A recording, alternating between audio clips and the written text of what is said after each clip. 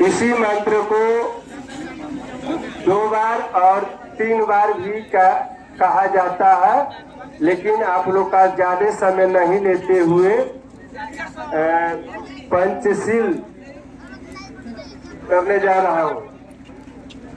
पारातिपाता वेरमणि शिक्षापदम समाधियामि अदिन्यदाना वेरमणि शिक्षापदम समाधियामि कामेषु मिच्छाचारा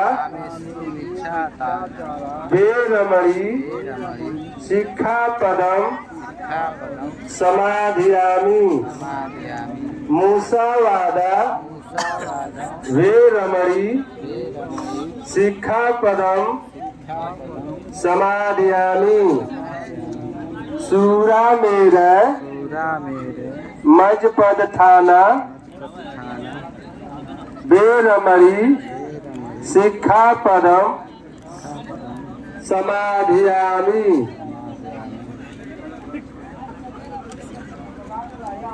इसका मतलब कि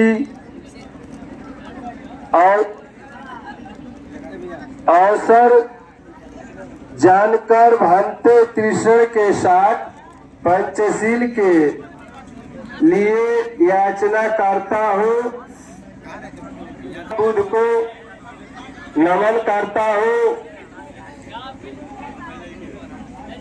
विश्व विजयी सम्राट अशोक महान को नमन करता हूँ। शिक्षा की देवी, भारत की प्रथम